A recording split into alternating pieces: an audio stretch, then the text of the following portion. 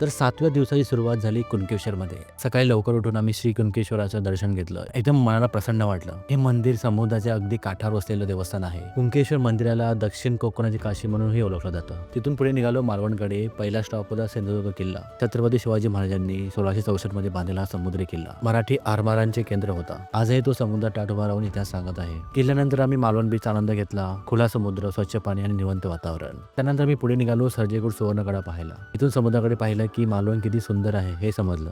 त्यानंतर मालवणच्या बाजूलाच असलेल्या भोगवे बीचला गेलो. इथे समुद्र खूप शांत वाटला आणि किनारा खूपच स्वच्छ होता. आणि नंतर दिवसाचा शेवट करण्यासाठी आम्ही पोहोचलो निवती बीचवर. निवती बीच खूप कमी गडीच आहे. खुला आकाश, शांत पाणी आणि मावळता सूर्य आमच्या दिवसासाठी परफेक्ट एंडिंग होती. नंतर आम्ही रात्रीच्या स्टे साठी पोहोचलो वेंगुर्ल्यामध्ये. तर असा होता माझा डे 7. आज पाहिलं कोकण मनात साठवून राहिलं.